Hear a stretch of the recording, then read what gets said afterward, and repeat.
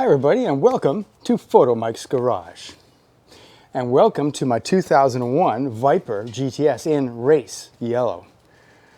I love this car. I've had it for a number of months. It's really yellow. It's a lot of yellow. So I'm thinking of breaking that up. I'm thinking of adding a little detail with a little bit of vinyl that's going to add some color to the hood of my Viper. What I've decided to do is to put on hash marks on the fender. Hash marks on the fender. I think it's going to look good. I'm going to use a matte red. It's going to stand out. Now I know what some of you are saying don't do it. They have no purpose. That's just a silly thing to add to your car. But I'm here to tell you that there's a historical connection with hash marks on the fenders of the Viper and further. And I'm going to tell you about that connection and why hash marks make sense on the fender of a Viper. Historically. It's still now being done just for aesthetic reasons. But historically, there is a purpose. I'll tell you about that at the end of the video. But right now, this video is going to show you how to install the hash marks. I'm not a professional. I'm an amateur. I don't know what I'm doing. So we're going to do this together and make mistakes together. Okay, regardless of whether or not you think I should do it, I'm going to show you how it's done. First thing you want to do is sort of get a rough idea of what you want to put them. We're going to put them right here. They're going to go from here. Sorry. I'm going to go from here down to here at an angle. And I think I'm going to go with a 4-inch wide with a 1-inch spacer and then another 4-inch wide. So 2 hash marks, as they say. First thing to do is you got to clean this surface really good. I can feel right now that it's got a certain amount of roughness. So I'm going to clean this and smooth this. You want to have a perfectly clean surface for the vinyl. I'm going to use vinyl to do the hash marks to adhere. All right, so the first thing we're going to do is use alcohol, not vodka, but isopropyl, whatever alcohol. This is going to clean the surfaces really good. So that's the first thing you do. Okay, that's pretty smooth, but it's not completely smooth, so I'm going to use something else to get rid of any contaminants, any rough parts of this. I think we have to use a little bit of a clay mitt. All right, so this is a clay mitt. You can get this from Amazon or wherever. And this is going to take up any of the contaminants, any of the rough spots that are on the fender here. And to lubricate this, I'm going to use a bit of detail spray. So I just spray it on and we use the mitt.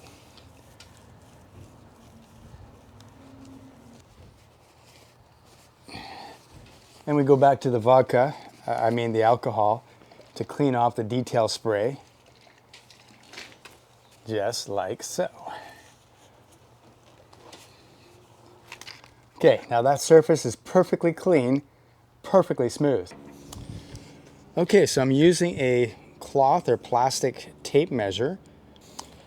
I don't want to leave any marks or scratches on my paint, and I've decided that I'm going to go 2 inches in from the front edge of this vent.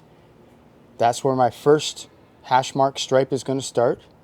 The hash mark is going to be 4 inches with a 1-inch spacer and then another 4-inch hash mark. And that's going to come to right about there. And then they're going to go at an angle down the fender. So my first step is to establish where they're going to be at the top of the fender. Now I'm not going to have them start perfectly from the edge of this vent. Instead, I'm going to have them spaced out slightly from the vent. I think it'll be a little easier to install them rather than having to fold them into the crevice. Same thing on the bottom. It's not going to fold under the fender. It's going to come to just about here, have a small border, and there you go. Okay, so the first thing I want to do is measure 2 inches in from the leading edge of this vent. And that mark is right about there. And then what you want to do is measure 4 inches from there. And that's going to get us our second mark.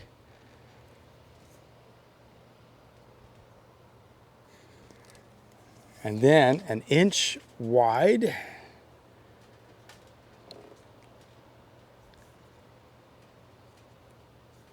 Our next mark, and then 4 inches long from there. Let's just see what that's going to look like. Okay, so there's our marks right there. I've got the marks on there in a black felt pen, which of course is easy to remove later on. So each stripe's going to go like this, like this, like this, and like this. That's what it's going to look like. So the next thing we have to do is where your artistic senses have to come in. What kind of angle do we want here? I kind of want this to end right about here. I want to have an angle like that. This first angle will then be carried out through the entire design. So you got to get this one right, because all the measurements are going to go after this first angle that you decide to make. And I think I want it right about there. Sorry, right about there. So that means that we're going to go from here to here. Okay, so I'm holding that in place. At the 2-inch point, I make a little dot. At the 4-inch, I make a little dot. And there we go. All right, so that's going to be my first line that I'm going to make. Now, everything is measured off of that. So I know that this is 4 inches wide. So now I try to keep it parallel to the first dots, but basically I'm going to go 4 inches, 4 inches, 4 inches, and put a dot, dot, dot, and then carry it on with the last 4-inch hash mark. And then that will be my lines that I'll establish to do the hash marks. Okay, let's carry on with that. So from this dot, roughly parallel to the vent, we'll put a mark right there. And then this one, roughly parallel to the vent, we'll put a mark right there. And then finally, this one, roughly parallel to the vent, we'll put a mark right there. Now I carry on, measure an inch in from each of these 4 inches, and carry on with the marks. Okay, you may be asking, how am I going to get these lines straight? Am I going to cut them with a knife? How am I going to do that without cutting the fender, the paint? Well, the answer is this: 3M Knifeless tape. This is what the professionals use, so I'm going to try and use it too. This has a little, very light type of tape with a filament in it. Can you see that? A very thin little, like a fishing line or a thread.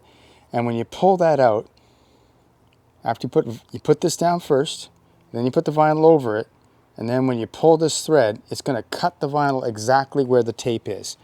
It'll make a very sharp line, and you can cut intricate designs and these simple designs like the hash mark without using a knife, scissors, anything else. And it should look pretty professional, pretty straight.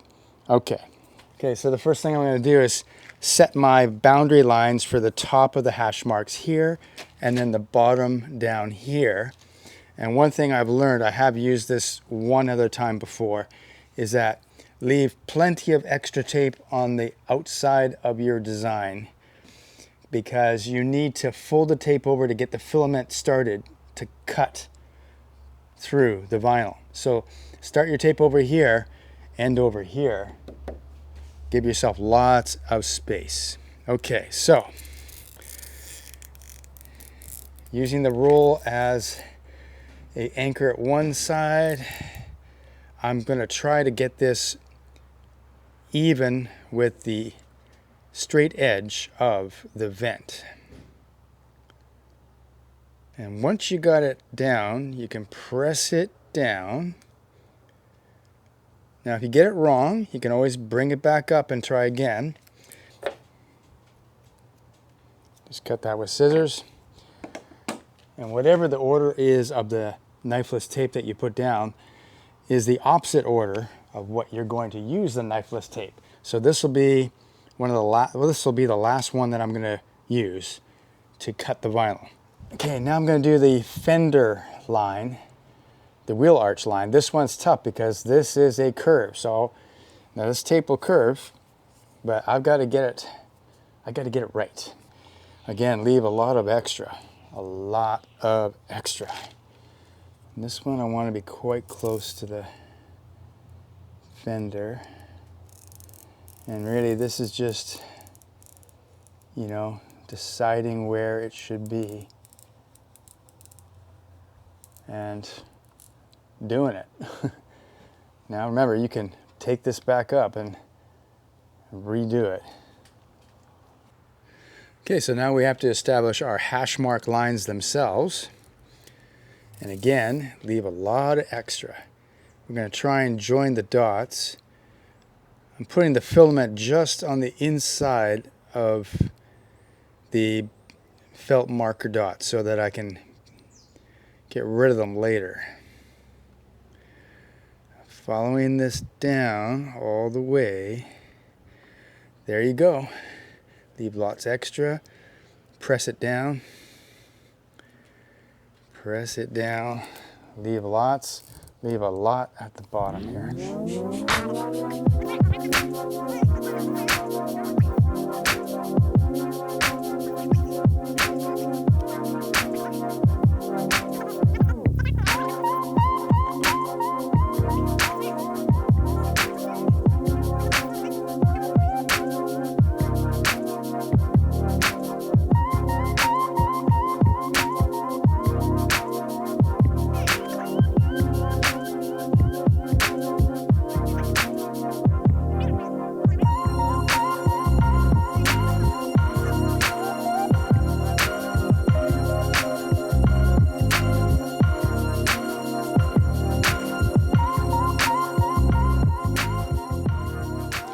Okay, so there's all the knifeless tape applied. You can see one red hash mark here, the other hash mark here.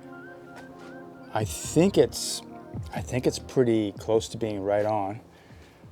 I think that's gonna look awesome. Anyway, so now we wanna clean the surface on the inside here where the vinyl is gonna go so it will stick really good. We wanna clean off any of the black felt marks that we can before we apply the vinyl. And then we're going to roughly cut the vinyl larger than this piece here. Stick it on, seal it in right here, and then take the tape and cut the vinyl. At least that's the theory. We'll see if it works. We're going to see what this looks like, but knifeless tape applied. All right, this is the vinyl that we're going to apply. It is a matte red. I think that'll pop out from the glossy yellow. Matte red. This is from Vivid Vinyl. They make quality vinyl. It's not as expensive as Avery and 3M, but I have used it before and I think it's pretty good. And I think it'll do for this job. So we're gonna cut out a piece larger than our strips and then put it on.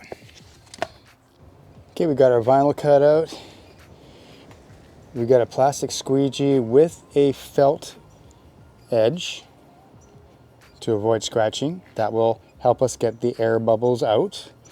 And we got a heat gun ready to go in case we need to warm up the vinyl at all to help it adhere or curve to the surface. Just get the top out and put him right there.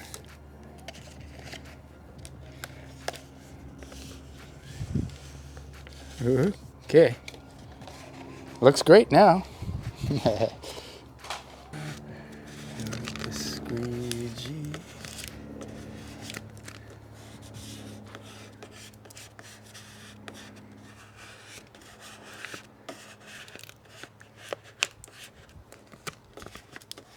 think I'm going to cut this in two because I have too many folds here and I don't like that. Gotta be careful not to cut our lines though. You don't want to cut.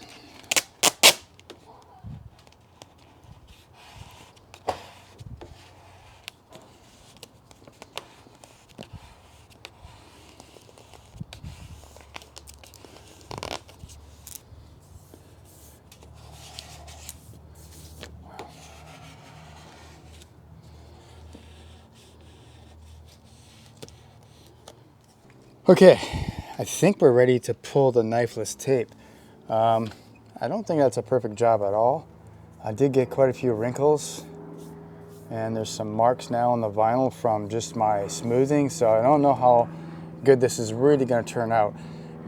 But it is on, so now we pull the knifeless tape. So we have to pull this in the opposite way of how I installed it. So this knifeless tape might go first up here, then this one, this one, this one, and then this one and this one. So the thing about it is that you got to sort of fold it over, hold your second finger there, and then just pull sharply to get the filament out of the plastic of the tape itself. And then you cut straight down. You don't go sideways, straight down. After you've got the cut, you're going to take out the little green pieces of plastic. It's going to come right out. Then you smooth the edge and then hopefully everything looks really good. Anyway, let's try the first cut. I'm going to go from the top down. First thing you do is get the tape, you fold it over, put your finger right here, and then snap it right. See, some of the tape is left behind, and we just have the filament. That's heading down, okay, and it's cutting. Once it starts to cut, you cut straight down, straight down.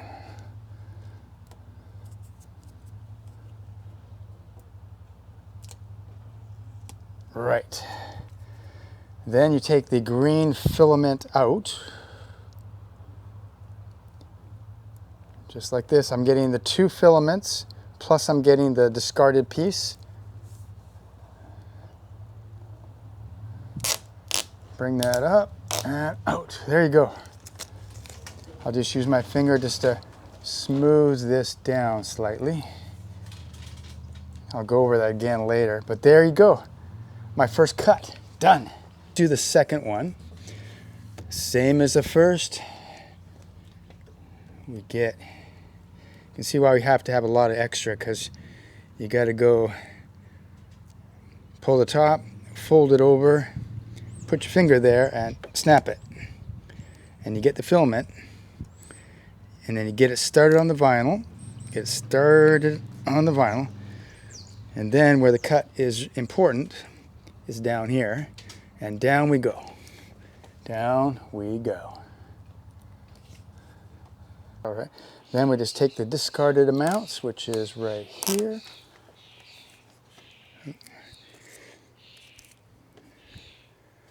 Right there.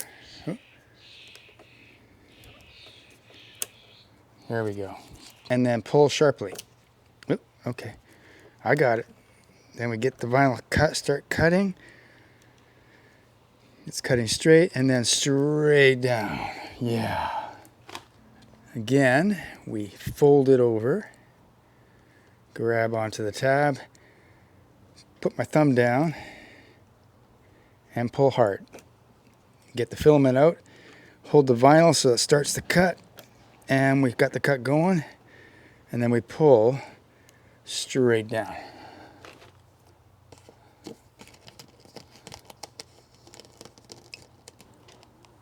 And up we go. There we go. Yeah, it's very satisfying. Very satisfying. Okay, I'm going to do the top next because it's the easiest one to do. This looks a little more scary. Again, we have lots of extra. We have lots of extra here, so grab it, fold it, pull it sharply, get the filament out, filament's going, and then we cut right through the vinyl, right through to the next one, and right through, and there you go.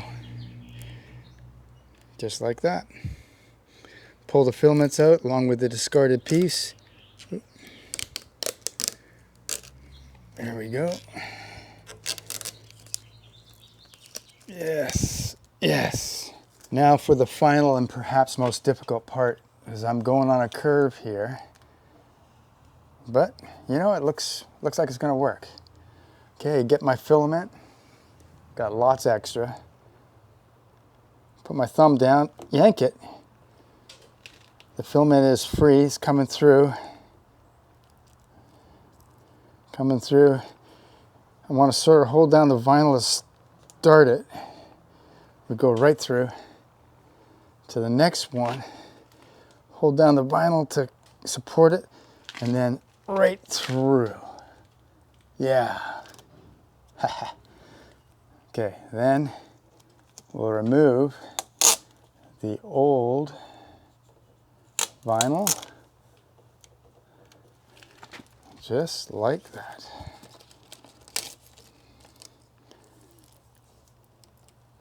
And then we bring the edges down. Whew. Okay. And that's how you do it. Gonna squeegee the edges down. I'm also going to clean up some of that black felt marker with alcohol. And then we're going to see what this looks like. Okay guys, just look at that. Hash marks, done. Did it myself, didn't pay anybody. I'll put everything I used in the description below that you can buy yourself. This is super cheap. The vinyl is like maybe 20 bucks. Everything else, I mean, you can see that you just have to put the effort in yourself. You don't have to pay someone to do this. It's pretty good. It's not perfect. It's not perfect. The Knifeless tape works really good, but it's got a slightly rough edge here. But I think it worked out pretty good. I think that these look great. Now I just have to do the other side, use the same system, the same measurements, try and get them matched, and then we'll see what the final product looks like. All right, I got the driver's side done. It's not a perfect match. I think the borders are a little bit different size, but basically, unless you look really closely, you cannot tell the difference. Hash marks done, driver's side, and of course, right over here. Nice, absolutely nice. To me, it kind of breaks up the yellow a little bit. I like it. Adds a little personal, little bit of a personal touch, so that with all those other Viper GTSs that are out in Vancouver, I won't lose mine at the parking lot now. Now I'll know that it's mine. Just joking, of course. I haven't seen a yellow Viper yet in all my driving. Haven't seen another Viper yet in all my driving. That's what makes these cars great. They are unique, they are rare, they are special, and now I got hash marks. Okay, doesn't that look cool? I told you it would look good. Okay, so now, as promised, I'll tell you the historical reason why it is cool and correct, in a historical sense, to put hash marks on your Viper. Okay, so hash marks were used on race cars in the 1960s to differentiate team members from each other. If the cars are painted the same color, how do you tell which teammate is who? So one car would have hash marks, the other car wouldn't, or else it might have a different colored hash marks on it.